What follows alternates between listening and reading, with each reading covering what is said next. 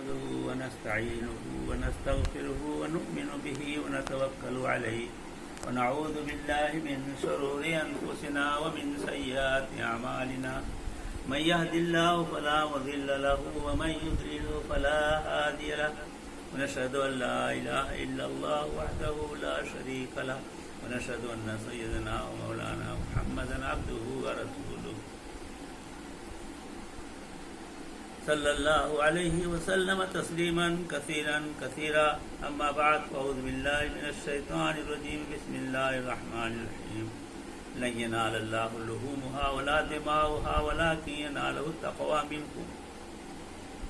محترم بزرگوں، دوستوں اور بھائیوں، اللہ رب العزت نے ایمان والوں کو دو خوشیاں نصیب فرمائی ہیں، ایک عید کی خوشی، دوسرے بقرعید کی خوشی.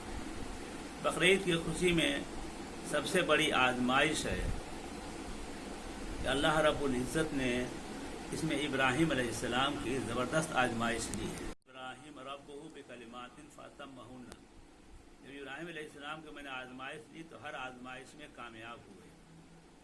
سب سے پہلے آزمائش تو شروع میں ہوا کہ آپ کو گھر سے نکلنا پڑا، اور دوسری آزمائش جب شادی ہو گئی تو پھر وہاں سے بھی گھر سے نکلنا پڑا، اور تیسری آزمائش جب لڑکا پیدا ہوا 80 سال کے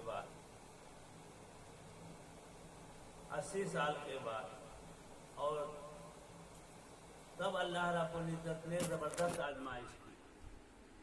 یہ ایسی آزمائش ہے کہ دنیا آج ترس رہی ہے کہ ایسی آزمائش میں تو کوئی کامیابی نہیں ہو سکتا، لیکن ابراہیم علیہ السلام جو اللہ کے نام پر قربان کرنے والے اور اپنے کو سب کچھ لٹا دینے والے تھے، اس وقت جب اللہ پاک نے حکم دیا کہ اے ابراہیم، تم اپنے اولاد کو لے کر اور بیوی بچے کو لے کر ایسی جگہ پر چلے جا جہاں غیر ذی زرع، جہاں کوئی کھیتی آبادی نہیں ہے.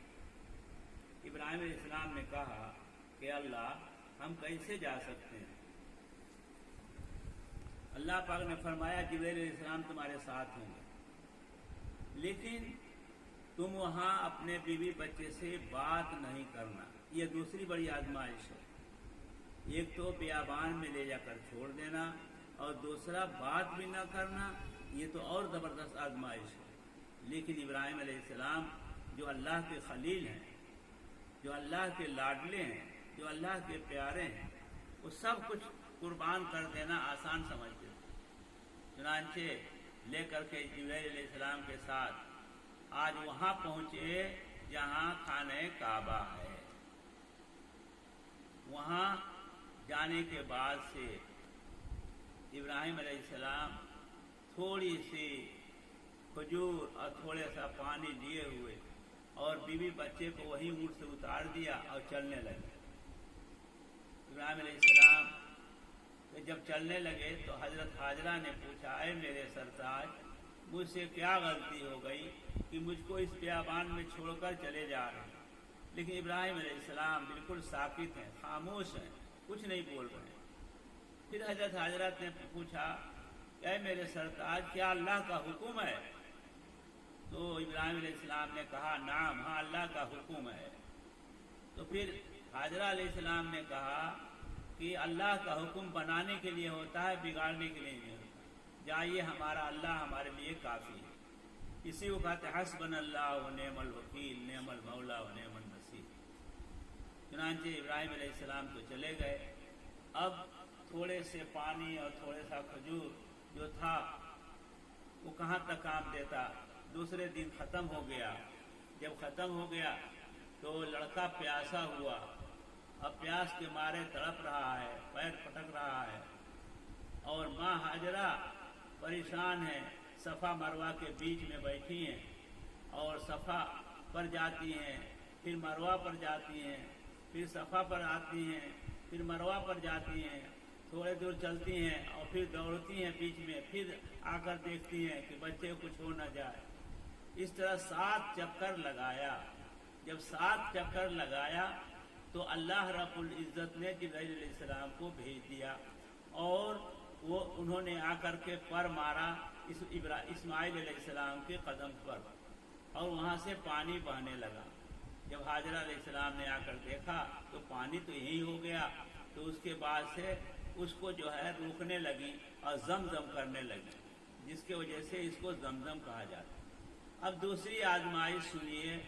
اب ابراہیم علیہ السلام کے صاحبزادے اس لائق ہو گئے کہ ضرورتیں پوری کرنے لگیں، ضرورت پوری کرنے کے لائق ہو گئے، تو اللہ پاک کا حکم ہو گیا کہ تم اپنی محبوب چیز قربان کرو۔ تو اب محبوب چیز قربان کرنے کے لیے پہلے تو انہوں نے 100 اونٹ قربان کیے، لیکن پھر دوسرے روز خواب دیکھتے ہیں کہ اپنی محبوب چیز قربان کرو، پھر دوسرے دن 100 اونٹ قربان کیے، پھر اس کے بعد سے تیسرے دن خواب دیکھا کہ اپنا محبوب چیز قربان کرو، تو کہا کہ بس لڑکے سے زیادہ کوئی محبوب نہیں، اس لیے کہ 80 سال کے بعد لڑکا ہوا تھا، تو ظاہر بات ہے کتنا محبوب ہوگا۔ تو محبوب چیز کو قربان کرنے کے لیے حکم ہو گیا۔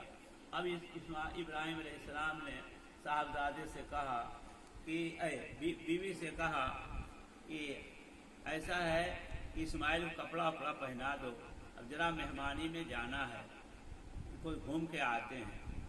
چنانچہ انہوں نے کپڑا وپڑا پہنا دیا۔ جب کپڑا پہنا دیا اور جب چلنے لگے گھر سے تو شیطان گھر پہنچا، اور گھر پہنچنے کے بعد سے اس نے کہا کہ اے حاجرہ تم کو کچھ معلوم ہے؟ کہا کیا؟ کہا تمہارے شوہر جو ہے تمہارے صاحبزادے کو قربانی کرنے کے لیے جا رہے ہیں۔ کہا کہیں باپ بیٹے قربانی کرتا ہے؟ کہا کہ نہیں، اللہ کا حکم ہے۔ تو کہا اللہ کا حکم ہے تو اسے 100 بیٹا ہو قربان ہو جائے، کوئی پریشانی نہیں، لا حول ولا قوت، شیطان معلوم ہو رہا ہے۔ پھر وہاں سے بھگا، پھر اسماعیل علیہ السلام کے پاس آیا، اور اسماعیل علیہ السلام کے پاس آنے کے بعد سے اس نے کہا کہ ارے تم کو کچھ معلوم ہے تمہارے ابا کہاں لے جا رہے ہیں؟ کہاں لے جا رہے ہیں؟ کہیں مہمانی میں۔ کہا نہیں، تم کو قربانی کرنے کے لیے جا رہے ہیں۔ کہا کہ باپ کہیں بیٹے قربانی کرتا ہے؟ کہا ہاں اللہ کا حکم ہے۔ کہا لا حول ولا قوت الا باللہ، تو شیطان معلوم ہو رہا ہے، اگر اللہ کا حکم ہے تو ایسے 100 جان ہو قربان ہو جائیں، کوئی پریشانی نہیں۔ پھر اس کے بعد سے چلے، جب مینا میں پہنچے تو شیطان جو ہے 2 پہاڑ کے میں بھینسا کے شکل بن کر کے اور راستہ روکا ابراہیم علیہ السلام۔ ابراہیم علیہ السلام نے 7 کنکڑی لے کر کے مارا اور پھر راستہ چھوڑا، پھر آگے جا کر روکا، پھر مارا، پھر آگے چھوڑا، پھر مارا، پھر اس کے بعد سے مذبح پر پہنچ گئے۔ جب پہنچ گئے تو وہاں اپنے لڑکے سے کہا کہ اے بیٹا، میں نے خواب دیکھا ہے کہ میں تم کو ذبح کر رہا ہوں، تو اور نبی کا خواب سچا ہوتا ہے، لہذا تمہاری کیا رائے؟ کہا افعل ما تؤمر ستجدنی انشاءاللہ من الصابرین۔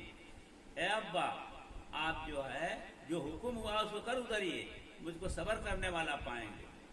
چنانچہ ابراہیم علیہ السلام نے صاحبزادے کو لٹایا اور اس کے بعد صاحبزادے نے کہا ایسا ہے کہ سر میرا نیچے کر دیجئے، کہیں محبت نہ آپ کو آ جائے اور اللہ کا حکم نہ ٹوٹ جائے، اس لیے سر نیچے کر دیجئے۔ اور اس کے بعد ابراہیم علیہ السلام چاقو چلا رہے ہیں۔ جب ابراہیم علیہ السلام چاقو چلا رہے ہیں تو چاقو کاٹ نہیں رہی۔ اکبر اللہ اکبر۔ تو ابراہیم علیہ السلام جو ہے کہتے ہیں لا الہ الا اللہ واللہ اکبر۔ اتنے میں جبرائیل علیہ السلام نے میڈھا لا کر کے رکھ دیا اور ابراہیم علیہ السلام نے اسے قتل کر دیا، اور اسماعیل علیہ السلام بچ گئے لیکن ذبیح اللہ کے نام سے مشہور ہو گئے۔ اور یہ آزمائش بہت زبردست آزمائش تھی۔